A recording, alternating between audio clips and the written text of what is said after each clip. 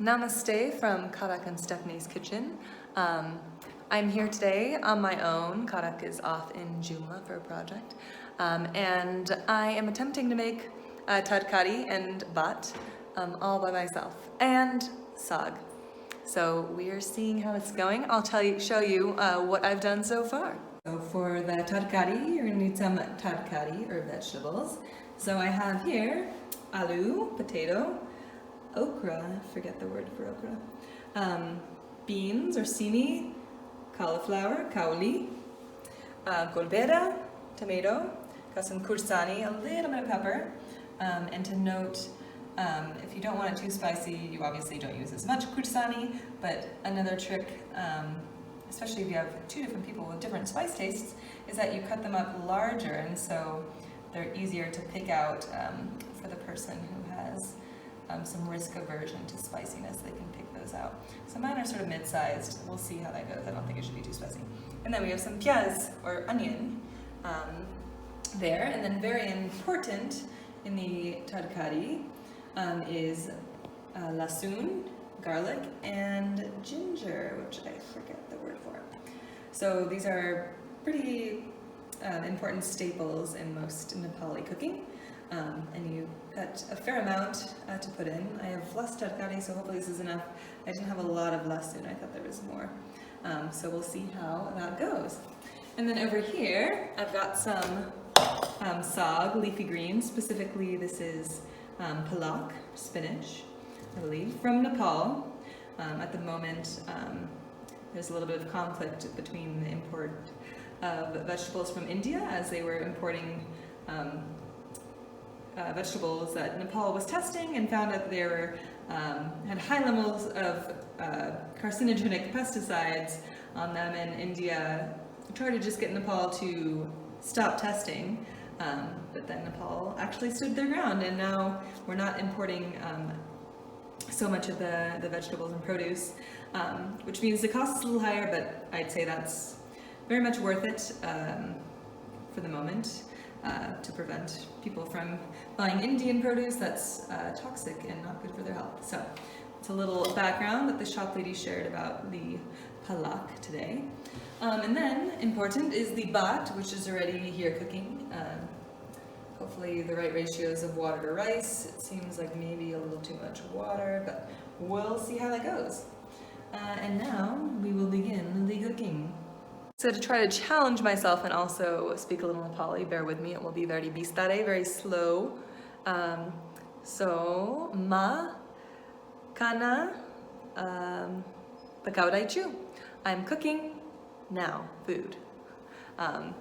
Okay, so step one, we're gonna add, first we're gonna turn on the heat, or the propane, the gas, we need that. So we come down to our propane tank here, switch this little tab up. Oh crap, it was already up. Well, I guess I left the gas on all day. Actually, that's not really a problem anymore because we got a new stove. The old stove used to leak gas if we left the propane open, but this one does not, so not a big issue. I didn't come in smelling a lot of gas, so I think we're okay. Okay, so the stove already has the gas. So then we got our automatic gas thing now. So you turn, and then it usually explodes a little bit. Oh, okay. So let's try again. Okay, so we're gonna let that heat up a little bit, then we're gonna add some oil. And shout out also, I did a cooking class. I've had a few sessions cooking Dal Baht with Karak, and he's a great cooking teacher as well. But I also went to the 7 Women Cooking class, which you should definitely consider if you come to Nepal. And I'm following their recipe now just to make sure I add things in the correct order. So thank you to them. I got my some experience and practice with them as well as Karak. So we'll see how this all turns out. You won't be able to test it at the end, so you won't really know if it's good or not, but I'll let you know and I'll be honest. Okay, so adding the oil. This is sunflower oil. And you add quite a bit. And that's the secret to why Nepali food is probably so good, is there's a lot of oil. Hopefully that wasn't too much oil. so we're gonna let that get hot, and then we're gonna add this interesting thing. Oh, it's hard to open with one hand. How do you do this? How do people do selfie videos? I don't know. So you can watch the oil heat as I open this. So this is something called fenugreek seeds. And nobody seems to really know. To me, it doesn't look like something natural, but it apparently adds some kind of important flavor. So you add just a little bit of that. It looks like it's hot. So I'm gonna go ahead and add, it says 1 teaspoon. So I have a little less than it would be. So a little bit of that. Oh, hopefully it was hot enough. You let that heat up and get brown. Oops. All right, so that's that. I'll let those heat up and get brown, and then we'll go to the next step. Okay, so my fenugreek seeds are brown, so ready. Now I'm gonna add my onions and fry those until brown. So I have to put the phone down again. Added the onions. Seems very hot in there. This is the lowest. So good. Okay. So now we're gonna fry these onions in all this oil until the onions are brown. And then we'll be adding the potatoes for the first step, and then the other vegetables. Onions are fried and brown, so now we're gonna add the potatoes, or aloo. And then we're gonna fry these for a few minutes. Seems like things are going okay, but I really have no idea. Okay, so we'll cook these for a few minutes and then add the rest of the vegetables. All right, I've now added the other vegetables, so now I'm gonna mix it in with my right hand. Mix it around, make sure that oil gets spread around. And we're gonna, once this is all stirred, reduce the flame, but the flame does not reduce any more than this. So, we'll just, oops, hope that they don't get burnt. Okay, so we'll let those go. I don't even know how many vegetables yet. Okay, or sorry, spices. In the meantime, I think I'm also going to start frying the aloo. And the aloo, I don't have any extra garlic or anything, so I'm just going to do sort of a basic oil with salt to season. So pretty simple. Turn the flame on here. Woo!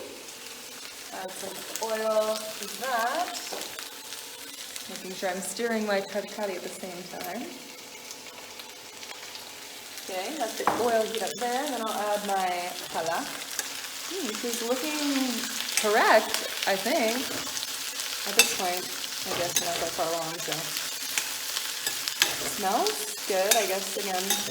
Once you have all that oil in there, how could you go too wrong? Okay, let those continue to cook. And then over here, if it is heating up, I could add some of the fenugreek seeds, but maybe I'll just keep it simple. Okay. So, here's my palak. I'm going to add to the pan. It's a lot of palak, but as you know, spinach cooks down. The hard part is going to be getting the oil on all of it. Okay, so we'll see. We might have a lot of this. This is all just for me. There's probably leftovers. Just going to continue cooking this. Stir up the aloo, the pala. The aluu's in the other pan. Super interesting video, and I'm just filming the window. Okay, let me go ahead. And there's quite a lot of water in this pala, so I hope it comes out okay. Veggies are frying. Okay, I'll come back when these things are ready. Ta-da! As you can see, the palak shrunk down quite a bit. So I'm just going to let it sit there and let the water evaporate since a lot of water was still in there. The tarkari is looking good. The onions are a little burnt. Hopefully that's not going to ruin it. this till they get a little soft. Hard to know if they're soft yet. But I think I'll just go ahead and add the other thing. So at this point, I'm going to add the lasoon and the ginger and the tomato, as well as my spices, which I'll show you in a second. Okay, so I don't really have a great idea of how much of the spices we're putting, but I'm going to start with putting in a little bit of salt. Salt as the taste, okay. And some salt. And then we've got this beautiful spice holder here. So we're going to add turmeric, 1 teaspoon. Turmeric is right here. So I'm just going to add some. Like a little, and then cumin, which is this one. Cumin you want to add 1 teaspoon, the same amount as the turmeric. Something like this. Okay, and Nigeria, some salt in there. Oh, this is the red.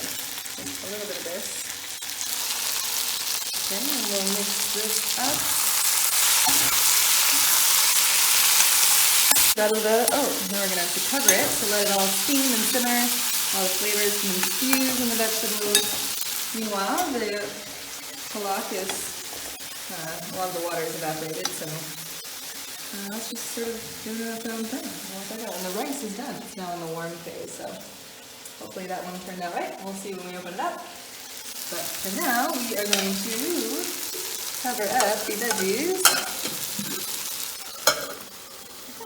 And let them sit in there and steam and cook a little more. Alrighty. And make sure to stir all the while so they don't burn in there. Pro tip, just add a little bit of water. If you want if you like softer tarkari, this is all from Karak's knowledge, hopefully got it right. You add some water there, and then that's gonna get your vegetables a little softer and create what Karak calls more of a gravy, so just more like saucy. So yeah, just add a little bit of water, and then I put the lid back on.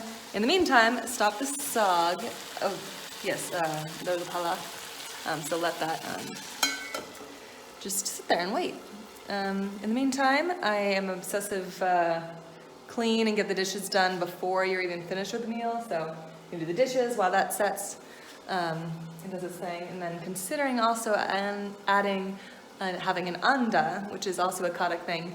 He likes to have a egg on the side, an omelet as they call it. Omelet is just sort of like a scrambled egg, but more like flat. So maybe I'll add an egg to this. And another important addition to a tarkari is dai, or curd. So we'll have that on the side as well, and weaving meat. Okay. And you, the listener, might be wondering, she's making tarkari, she has baht, rice, she has sag, but what about the dal? And for now, dal is an advanced level cooking food because you have to use a pressure cooker, and I'm not going to touch that just yet. So maybe in the next cooking session, I'll probably need some assistance and accompaniment to try out dal for the first time. But that's why it's not here today. So we're just going to have the tarkari and the baht for now. Okay, it's the moment of truth with the rice. Let's see if I added appropriate ratios and it's, not too watery and not too dry. So, I guess the rice cooker just knows. I think it's good. Oh, yeah, it's not burnt. It's not, oh, maybe it's a tiny bit burnt. A little crusty, but it'll be good. Haha. And now, let's plate. Right, so we've got our, also generally served with your tarkari, usually a piece of radish and then cucumber, but we just have cucumber today. Then the most, I would call it maybe the staple centerpiece. Very important. A meal isn't really a meal if you don't have baht. So I'll try not to give myself a mountain of baht, but just enough that can absorb the tarkari. Right, there's my baht. We'll get some sag. And don't worry if you don't get enough the first time, because someone will come around to serve you seconds. Okay, got my sag. Then, ooh, that's still hot. Tarkari hopefully has steamed to perfection. So, definitely will be some leftovers here. Okay, plate the tarkari. Almost lost some there. And then, while you were away, I also cooked up an egg and didn't quite do it in the proper omelet style. I think I didn't use enough oil, but it ended up more like a scrambled egg, so we'll see how that goes with the meal. Typically, or not typically, but dal baht / tarkari can also be served and comes frequently with masu or meat, chicken, mutton, which is goat, or that's really it, I guess, chicken or mutton. But I guess, I don't know if it's just a Kadak thing or it's a real thing, but it also comes with eggs sometimes. And then, an important side addition is the dahi, or the curd. So just get a little bit there, and there you go. There's your tarkari plate. We're just missing the dal, of course. Like I said, maybe in the next round we'll have the dal. But there's my homemade, on my own first attempt at tarkari, and we'll see how it tastes. Okay, it's the moment of truth. I'm here in our little ground couch area where we eat our meals, and I'm not going to use a spoon. As you might know, Nepalis usually use their right hand to eat, and actually I've become quite fond of it. So it's actually, I prefer it, and usually it's just with dal baht that you're eating with your hand, but mahatle kanju, kana kanju. So okay, let's see how it is. So another lesson, and Kadak is still teaching me, but it's easier when you have the lentils to mix up, but I think also my rice is a little dry. But you kind of like squish everything up, you like squeeze the potatoes and mix it all up. You can get some sag in there too. And I like mixing in a little bit of the dahi at the same time. Okay, let's see.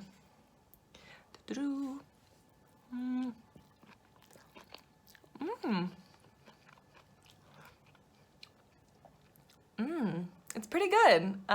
It's no Kadak's tarkari, which is delicious. But yeah, it's not bad.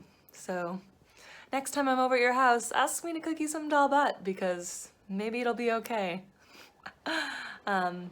Anyway, hopefully I'll only be sharing this with Jennifer and Mom and maybe Kadak. It's too embarrassing to share anywhere else. So I hope you've enjoyed this cooking episode of Stephanie's first tarkari and baht on her own. I wish somebody was here to verify if it was good or not. It's okay, I promise. I